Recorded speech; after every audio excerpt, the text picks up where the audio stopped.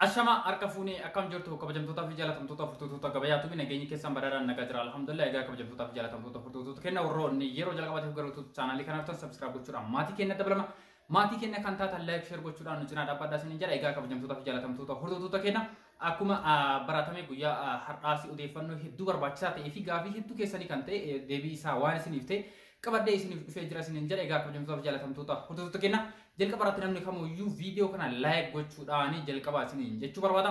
Kanaaf odeeffannoon kun odeeffannoo baay'ee tokko bareedaa fi barbaachisaa ta'e jechuudha. Innis akkuma namoonni hedduun na gaafataa turtanii yeroo kanatti waan tokko gochuudhaaf yookaan argachuudhaaf kallattii tokkoon deemuun baay'ee ulfaataa kanuma wal qabate akkamitti yeroo muraasa keessatti qusannee abbaa makiinaa, abbaa manaa, even abbaa fooqii ta'uu dandeenya waan jiru odeeffannoo barbaachisaa fi baay'ee bareedaa ta'e isiniif qooduu dhufee jira.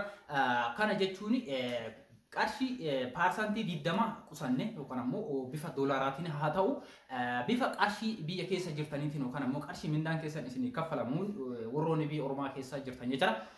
Kamitti qusannee abbaa makiinaa yookaan abbaa manaa ta'uu dandeenya yeroo gabaabaa keessatti isa jedhuu fi namoonni biyya keessa jirtanii akkamitti yeroo muraasa qusanne yookaan ammoo qarshii guyyaan argannurra even ja'aan argannurra qusanneeti akkamitti abbaa manaa yookaan ammoo abbaa makiinaa ta'uu dandeenya waan jiru qabadhee isin dhufee jira. Kanaaf amma xumura qophii kennaatti na wajjin turaan affeerra kenna egaa kabajamtootaaf jaalatamtoota hordoftoota kenna akkuma jalqabaatti isin kaasuuf jaalatti guyyaadhaa odeeffannoo qabadhee isin dhufe odeeffannoo baankii hojii gamtaa oromiyaa irraa funaannadheedha jechuudha. Innis doolaraadhaan qarshii paarsantii 20 qusanne akkamitti yeroo muraasa keessatti abbaa manaa fi makiinaa ta'uu dandeenya waan jiru jechuudha. Odeeffannoon kun yookaan ammoo carraan kun hamma mana isin barbaadanii argachuu kan ammoo bitachuu karaa ittiin dandeettaniin jechuudha. Fakkeenyaaf fooqii sadarkaa 2-3 kan ammoo G+ 1 2 3 4 hamma barbaadanii bitachuu akkaataa itti dandeettanii kan itti kaffaltan waggaa 20 keessattidha jechuudha. Kaffaltii kana kan kaffaltan ofirraa xumuruu dandeettan yookaan ammoo paarsantii 80 hafe waggaa 20 keessatti kaffaltanii xumuruu dandeettan jechuudha.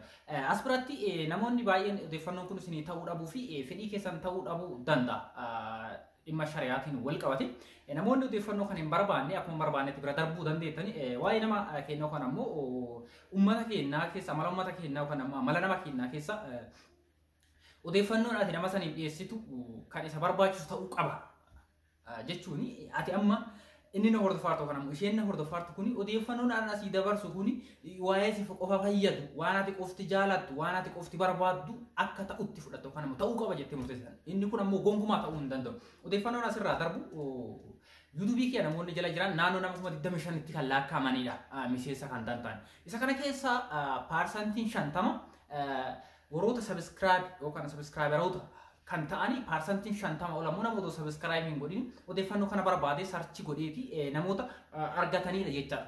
Kanaaf walumaa galatti odeeffannoo namoota hedduuf darbu waan ta'eef kan kee qofa ta'uu hin danda'u. Inni ati hin barbaanne yookaan inni siif hin taane biraatti ta'a waan ta'eef obsaan bira darbisiin jechuu barbaada. Kanaaf karaa odeeffannoo keenyaatti yoo deebine biyya jirtan keessatti teettanii daladdanii kaffaltii jaafisanii kaffalamu namoonni baay'een akka baratametti biyya keessa jirtan keessatti daladdanii wanta jaan argattan nama firaa haa ta'u maatii bira kaayattu kan ammoo nama firaa bira kaayattu gaafa isin gara biyyaa galtanii qarshii kana fudhattan ammoo qarshiin kun qarshii isin bira keettan qofaadha kan fudhachuu dandeettanii wanti isin dabaluuf isin irraa hir'atu hin jiru darbee darbee ni hir'ata malee qarshiin bira kaayattan baduu danda'a qarshiin maatii bira kaayattan isin jalaa baduu danda'a kun ammoo tuyyuu siistema baay'ee tokko bareedaa fi karaa isin ittiin guddachuu dandeettan yookaan ammoo ittiin maallaqa keessa walitti qabachuu dandeettanidha jechuudha. Odeeffannichi yoo irra isin deebi'e paarsantii 20 qofa qusattu wal faana paarsantii 20 qofa qusattu. Paarsantii 20 erga qusattee booda mana yoo barbaadde manni siif bitama. Makiina yoo barbaadde makiinaan siif bitama. Isa kana akkamitti argachuu dandeenya isa jedhuu fi namoonni biyya ormaa keessa jirtanii gara biyyaa galtanii paaspoortii fi giriin kaardii biyya kanaa qopheessitanii gara baankii barbaadanitti baankii isinitti dhiyootti deemtanii baankii hojii gamtaa oromiyaa irraadha odeeffannoon kun kan fudhatame amma sa'aatii ammaa kanatti dhaqee odeeffannoo kana fudhee kan deebaa jirudha. Paaspoortii keessanii fi giriin kaardii biyya kanaa qabattanii gara baankii dhaqxanii hojjettoota baankii sanii haasofsiisuudhaan akkaataa qusannoon keessanitti isin taasifamu kan akkaataa itti qusattan karaa isin qabsiisuu danda'an. Isaan alatti qarshii kana wal faana osoo baasii tokko sirraan goone yookaan ammoo osoo addaan hin murre qarshii paarsantii 20 qusachuu dandeetta. Paarsantii 20 jechuun kun maalidha isa jedhuu fi fakkeenyaaf makiina miiliyoona 2 bitachuu yoo barbaadde ati makiina miiliyoona 2 bitachuu barbaadde paarsantiin 20 miiliyoona 2 qarshii 400dha. akka fakkeenyaatti isin jira makiina miiliyoona 2 yookaan ammoo mana miiliyoona 2 yoo barbaadde qarshii 400 qusachuu qabda. Qarshiin qusattu kuni qarshii biyya keenyaatti osoo hin taane doolaaraan kan qusachuu qabdu. Qusattee parsantii 20 kana irra yoo geette yookaan ammoo qarshii biyya keenya qarshii 400 irra yoo geette erga manni barbaadu yookaan ammoo makiinaan barbaadu si bitamee booda qarshii kana qarshii qusattu kana isa dura doolaaraan qusataa turte kana gara qarshii biyya keenyaatti deebiftee jijjiiratte qarshii Itoophiyaatiinis qusachuu ni dandeette erga parsantii 20 irra geette. Parsantii 20 irra yoo geette manni barbaadu siif bitama, makiinaan barbaadu siif bitama. Erga bitatte kaartaa pilaanii mana sana warra baankii sana harka ta'a. Hamma waggaa 20 ati qarshii kana kaffaltee xumurtutti. Ati waggaa 20 yoo siif anje yookaan immoo yoo siif mijaa'e waggaa 20 asitti ofirraa baasuu yookaan immoo kaffaltee xumuruu ni dandeetta wanti sirrii hoogamu jiru. Garuu achi darbuu hin danda'udha. Inni lammaffaa bitachuu barbaadan parsantii 20 qusachuu qabdan. Yoo si danda'ame akka sirraa hidhatu jettee parsantii 20 ol parsantii 50 qusachuu ni dandeetta. Garuu carraan kun jiraadha. Wanti amma isin biraan gahuu barbaade carraan akka kanaa jira. Ati biyya ormaa keessa teettee keessattuu namoonni odeeffannoo akka kanaa barbaadan ijoollee biyya ormaa keessa jirtanii biyya ormaa keessa teettee qarshii miiliyoona 2 miiliyoona 3 walitti qabuun baay'ee tokko ulfaataadha. Yookaan ammoo meeshaan ati bitachuu barbaaddu manni ati bitachuu barbaaddu waggaa 6-7 har'aa mana bitachuu barbaadde manni kun gatiin isaa achi oliidha. Yookaan ammoo makiinaan ati har'a bitattu yeroo sanatti achi oliidha. Kanaaf carraa kanatti fayyadamteeti parsantii 20 qofa yoo qusatte makiinaan barbaaddu yookaan manni barbaaddu siif bitama parsantii 20. Isa hafe ammoo waggaa 20 keessattidha kan kaffaltee xumuruu dandeettu. Fakkeenyaaf makiinaa miiliyoona 2 yoo ta'e akka fakkeenyaatti makiinaa miiliyoona 2 bitachuudhaaf qarshii 400 biyya keenya qusachuu qabda jalqaba makiinaa kana argachuudhaaf. Erga makiinaa kana fudhattee qarshiin sirratti hafu qarshii miiliyoona 1 qarshii 600. Qarshii miiliyoona 1 qarshii 600 kana waggaa 20 keessatti kaffaluu kan dandeettu isiniin jechuu barbaada. Egaa kabajamtootaaf jaalatamtoota hordoftoota keenya odeeffannoon isin dabarsu ifa yoo isiniin taane karaa lakkoofsa bilbilaa kootiin fuula sooshaal miidiyaa kan muratu argachuu dandeettan teelegiraamii, miisenjerii, iimoo, waayisaappii fi bootiivii karaa kanuun argachuu dandeettan odeeffannoo dabalataa argachuu dandeettan isiniin jechuu barbaada.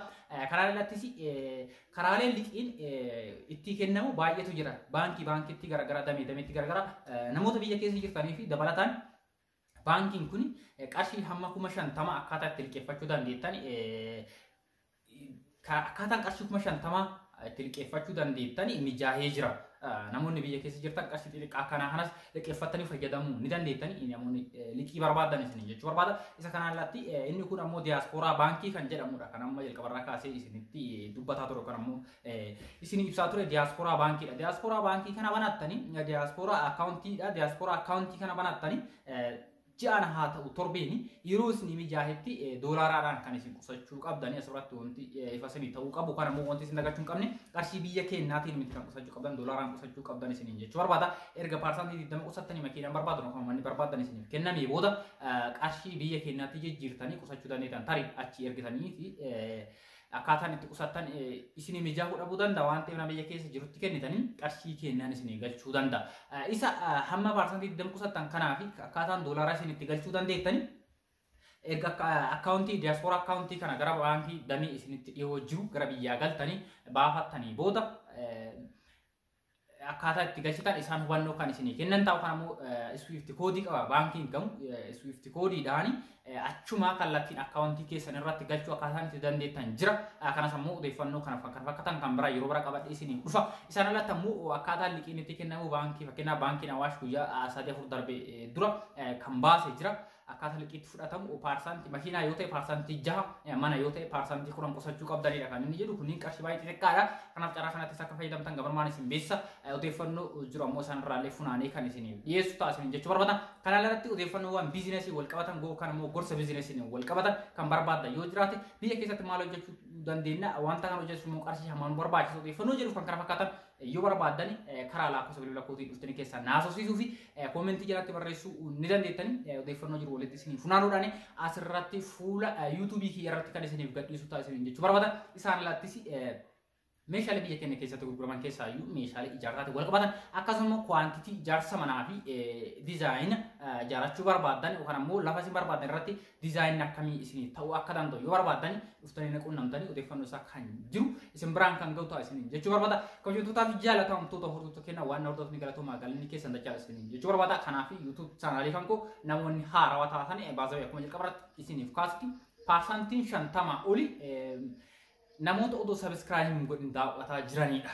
Kanaaf erguma seentii daawwachuun hin oolle odeeffannoon asirraan gadi isiniif dhiisu dafee akka isin bira gahuudhaaf ishee jala diimtuu kana subscribe jettee kan barreeffamte kana al takka itti bu'iiti itti aansuudhaan isarraa gara harka mirgaatti yoo sitte mallattoo bilbilaa kan fakkaatu jirti isinillee al takka yoo itti buute odeeffannoon asirra gadi kam dafeeti isi bira kan ga'u ta'a isin jechuu barbaada. Odeeffannoo kana yoo isinitti tole like gochuudhaan odeeffannoo kana fakkaatan kan biraa akka isiniif deebisu kan ammoo akka isiniif dabalu yeroo yerootti akka isiniif dhiyeessu na jajjabeessaa yookaan ammoo like godhaatii natti mul'isaa isiniin jechuu barbaada.